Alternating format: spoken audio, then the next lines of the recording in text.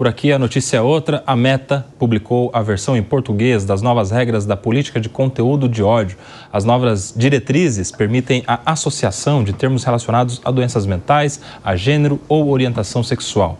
Um trecho da norma diz, abre aspas, permitimos alegações de doença mental ou anormalidade quando baseadas no gênero ou na orientação sexual, considerando o discurso político e religioso sobre o transgenerismo e a homossexualidade e a utilização comum e não séria de palavras como estranho, fecha aspas. Nessa semana, o dono da Meta, Mark Zuckerberg, anunciou o fim do programa de checagem de fatos. O alto comissário da ONU para os Direitos Humanos, Volker Turk, afirmou que autorizar discursos de ódio e conteúdos prejudiciais na internet tem consequências no mundo real e que regular esse conteúdo não é censura. Treta da semana, este assunto mobilizou poderes aqui no Brasil, Ministério Público pedindo informações no prazo de 30 dias, Governo Federal pedindo informações no prazo de 72 horas para a Meta. De que história é essa? A AGU, desse negócio? o ministro Messias, exato. Grande ministro. Messias. Messias. Acácio, como é que você vê este entreveiro todo envolvendo a Meta e a política de checagem de fatos? Koba, essa notícia tem muitas camadas, né? Eu acho que a gente tem que partir do cavalo de pau que o próprio Zuckerberg deu lá fora, né? Ele tinha o Facebook, a Meta como um todo tinha essa política de checagem. Com a ascensão do Trump, me parece que ele vou usar um termo talvez chulo, ele arregou para o Trump. O Trump falou, olha, eu vou seguir mais ou menos as suas diretrizes. Agora, nós não somos uma república de bananas. Então é óbvio, se o nosso judiciário e se os nossos poderes constituídos entenderem que esta nova política da Meta está em desacordo, não condiz com a nossa legislação, é natural que eles façam esse pedido. Eu confesso que eu fico um pouquinho incomodado quando o Poder Executivo, através do ministro Jorge Messias, faz esse tipo, brincando, Jorge Messias, quando faz esse tipo de indagação, porque eu acho que isso compete ao Ministério Público, ao Judiciário e não necessariamente à AGU. Conheço as atribuições da AGU, sei que essas atribuições fazem parte da atuação da AGU, mas eu acho que ganha muito mais legitimidade quando isso parte do Ministério Público. E, em havendo alguma irregularidade, aí sim cabe à AGU agir de acordo com as suas atribuições. Mas Acácio, o Poder Judiciário, ele não age sem provocação. Não, poderia partir do MP, sem dúvida alguma. Mas eu não vejo qualquer problema na AGU e o ministro Jorge Messias, como você falou, o B, né?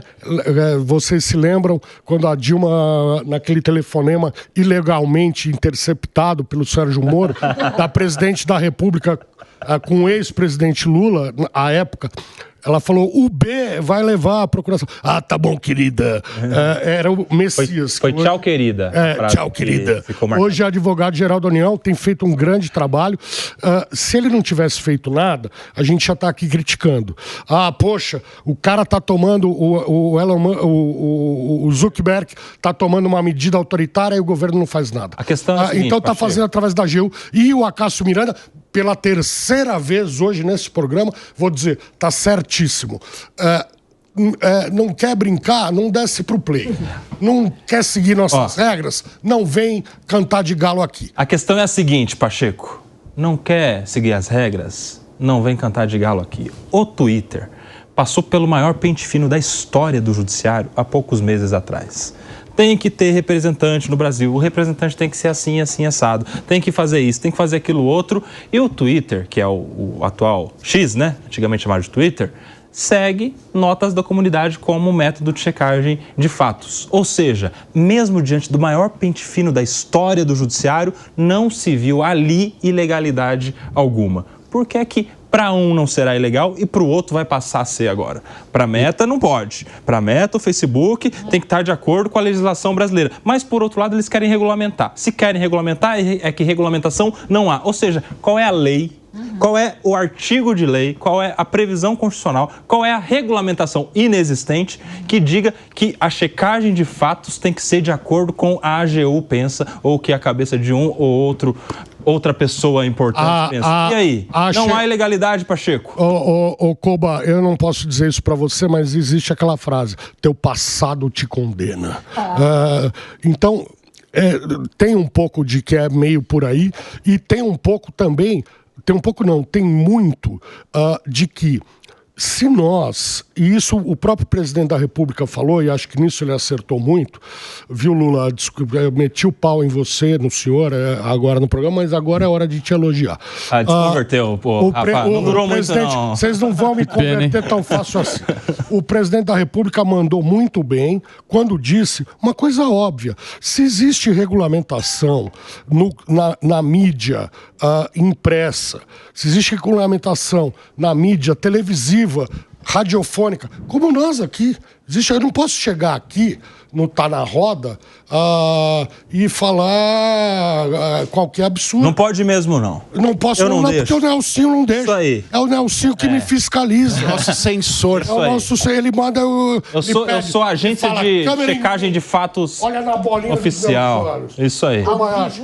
Mas tem que deixar o Nelsinho falar também, para ele poder segurar as coisas. Macris, antes de você falar, Macris, eu quero dizer o seguinte: eu já discordo. Mas peraí.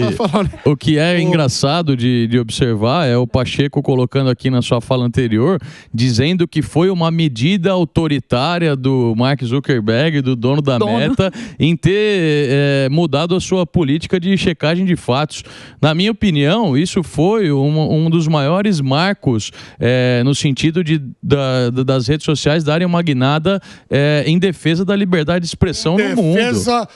Agora eu posso terminar de falar? Sacanagem, em defesa da sacanagem, não. Em defesa da liberdade de expressão. News, de tudo que interessa, inclusive ao governo Trump. A gente sabe muito bem. Isso, ele está se Pacheco.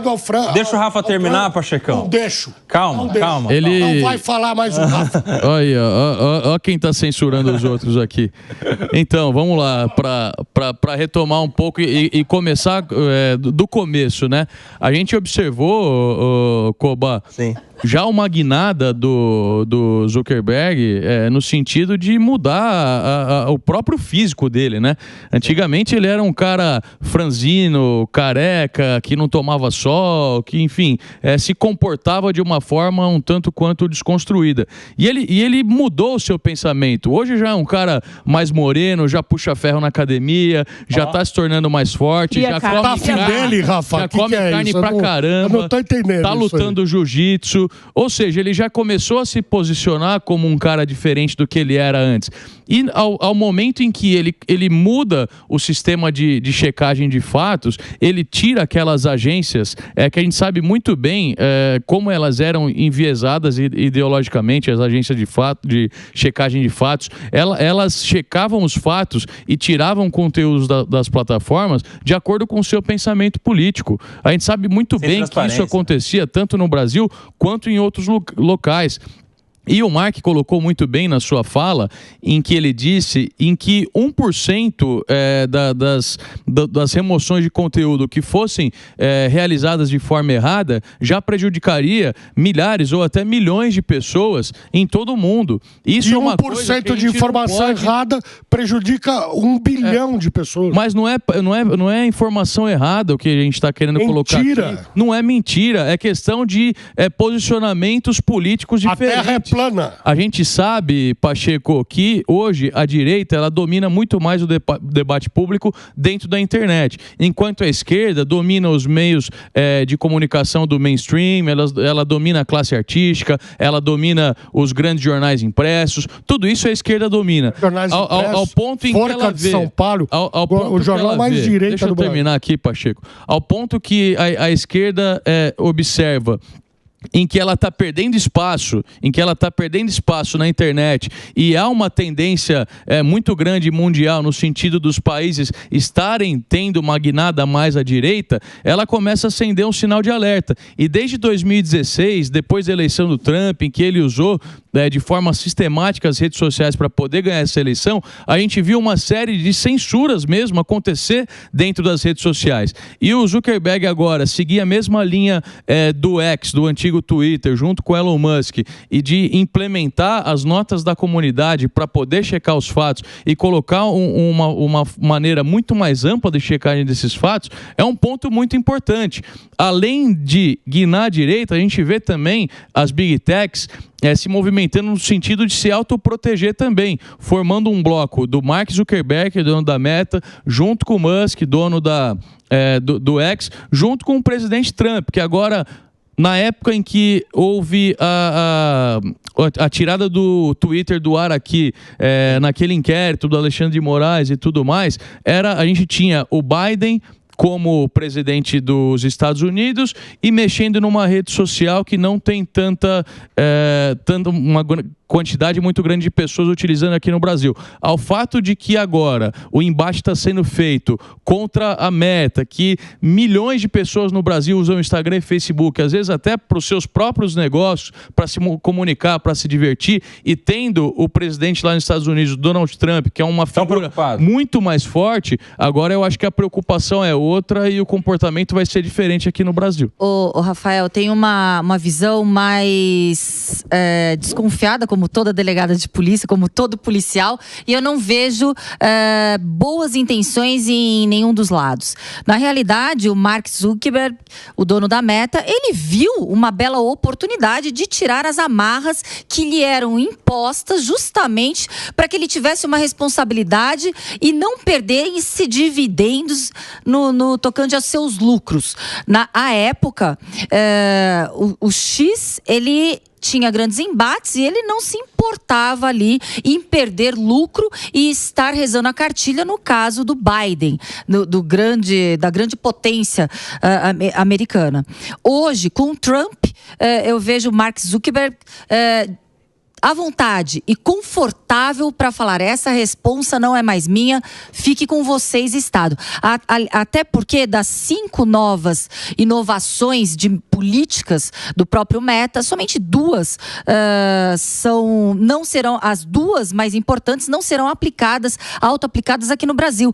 Por exemplo, as empresas de verificação de fatos, de checking, né? E outra coisa, ele normaliza a apropriação do lobby. Ele diz publicamente, até porque nos Estados Unidos o lobby não é ilegal, ele diz publicamente que a contratação do idealizador do UFC, o Dana White, foi justamente para que ele tenha mais acesso político com o próprio Trump. Ele fala de forma aberta e escancarada. Ele é um ótimo empresário. Ele prevê lucros. E aí, eu não vejo nenhum problema em ele mudar as regras. Afinal, estavam sendo terceirizadas medidas de verificação de fatos, ou até mesmo medidas de autocensura prévia a uma empresa. O que cabe é sim as instituições de Estado responsabilizarem criminalmente pessoas que utilizam todas as plataformas digitais para práticas criminosas, sejam elas ofensivas, sejam elas que denigram honras objetivas ou subjetivas, sendo elas que fomentam discriminações. Então, isso cabe ao Estado, através da sua polícia judiciária, através do Ministério Público, através de um sistema judiciário eficiente, dar uma resposta adequada. Não cabe terceirizar a empresas privadas, e a gente está vendo um exemplo agora muito claro, que a empresa privada ela quer e prevê liberdade, lucro. Liberdade, né? Agora, o Jess Peixoto, o governo, pessoas importantes lá em Brasília estão falando o seguinte: tem que regulamentar as redes, tem que ter lei para regulamentar as redes. Então, por que não coloca para votar?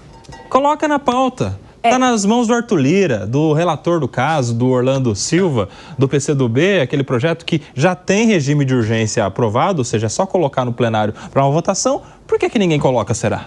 É medo de ser acachapantemente arquivado o projeto? É isso? Sim, Koba, você identificou muito bem. Eu tenho o prazer de ter trabalhado com a oposição contra o PL 2630, que é o PL da censura, o PL das fake news. E neste ato, numa calada de uma noite, a urgência do projeto passou depois de apenas 3 horas que ele havia sido divulgado para leitura e análise dos parlamentares. Ele conseguiu ser aprovado a urgência, mas com um trabalho muito bem feito da equipe de vários grupos ali dentro do Congresso Nacional que se colocavam contra vários dos pontos no projeto, aquilo foi rediscutido.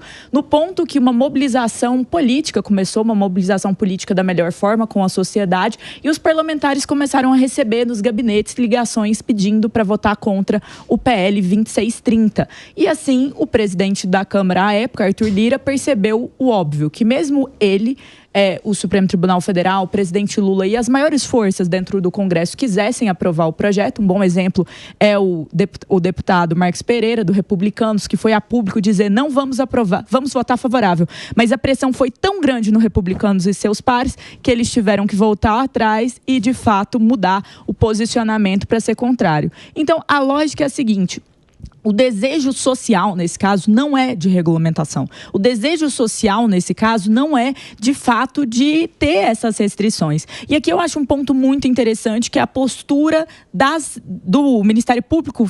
No caso, o Ministério Público usou lá o Marco Civil da Internet, a discussão para, de fato, falar com a Meta per si. Mas, assim, existe uma raiva muito grande da decisão do Zuckerberg, quase como se o projeto já houvesse sido aprovado. E ele não foi. Não existe essa regulamentação das redes sociais vigentes dentro do Brasil. E quando nós olhamos para a mudança de paradigma em relação à checagem e em relação às notas da comunidade, eu não tenho dúvidas que as notas da comunidade são, sim, melhores. E a razão é a própria motivação política dos agentes que compõem a Meta. Como a gente viu aqui, quando o Mark Zuckerberg vai lá e fala: olha, eu coloquei o Donald White mesmo porque ele é aliado do Trump e eu quero ter mais proximidade.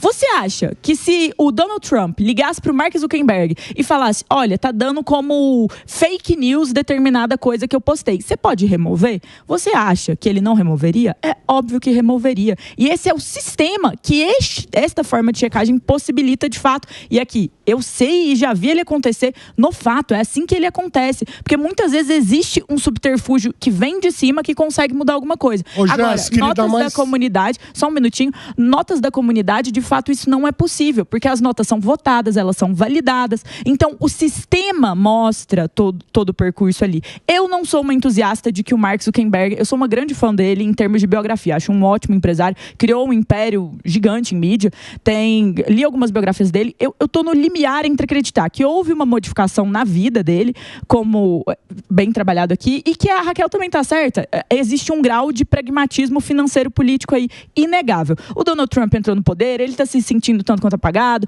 ele tá querendo sim esses holofotes que hoje estão só com o Elon Musk. Então existe um quê financeiro, um quê midiático dentro disso, mas existe também uma mudança de paradigma na vida dele. Não acho que é nem tanto ao céu, nem tanto à terra, mas a lógica final é muito simples. A mudança está em curso, vai ser mundial, e aí o que nós vamos fazer? Nós vamos barrar essas redes sociais de operarem no Brasil mesmo sem ter uma legislação que assim o faça? Para mim a resposta é muito simples. A população não quer e nem vai deixar. Só para complementar, Jess, das mudanças, só complementando, não contrariando, das 5 mudanças implementadas das redes sociais agora pela Meta, pela política da Meta, 2 não valerão para o Brasil, que serão o fim da checagem independente e as notas da comunidade.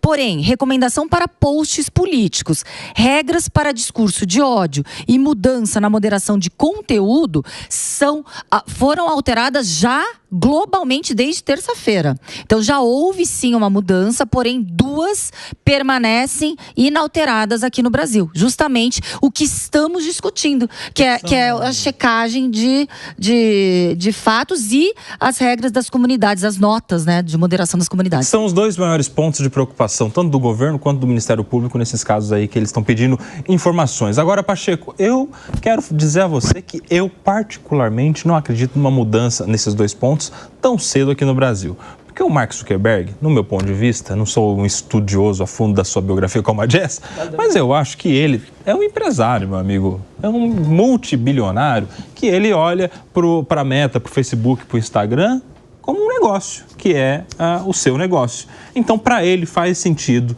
administrativamente, empresarialmente, lá nos Estados Unidos, estar alinhado com o novo presidente, com o Donald Trump. Assim como faz para ele muito sentido, empresarialmente, administrativamente e com vistas ao lucro, aqui no Brasil, agradar também o governo. Então, por isso mesmo é que lá muda, aqui não muda, e vai ficando bem com todo mundo, e é isso aí. Não por convicção, porque se fosse por convicção, mudava de uma vez só para o mundo inteiro. Era só apertar um botão lá na Meta, né? Figurativamente falando. Eu deixo pro Acácio Miranda, porque eu concordo com tudo que você disse, Koba. Então, só fazer um parênteses. Hoje eu tô concordando demais, Deus me livre. Antes do Pacheco tá convertendo. A verdade seja dita, naquela discussão que o governo brasileiro e o judiciário brasileiro tiveram com as operadoras das redes sociais, a Meta foi a primeira a não discutir. Tem representante no Brasil, o endereço é esse, procuração está aqui. A Meta não criou empecilho nenhum, pelo contrário, né? Eles não podem, realmente, Koba, eles não podem deixar de lado o mercado dos Estados Unidos, que talvez seja o mercado mais forte, maior consumidor do produto que eles colocam à disposição, mas também eles não podem deixar um continente de 220 milhões de pessoas, eles não podem deixar isso para trás. Então, uma lei lá, outra lei cá, e assim eles vão se reformulando e se reinventando. O que eu acho natural e necessário. Querem ficar aqui, tem que seguir as nossas leis, as nossas determinações. E pronto. Sabe? O Brasil é um dos maiores utilizadores também das redes sociais. Um dos maiores utilizadores de rede social do mundo. Brasil. Então... Agora, também gostaria aqui, eu estou nos meus minutos finais aqui no programa. Sim. Não. Às 4h30 eu tenho o compromisso mais importante do mundo, é encontrar com a Âmbar, minha filha. Então, esse é negociado. Fofura só. Tá desculpado. É pequenininha, tem 26, fará 26 anos dia 17. Legal. Você está próxima.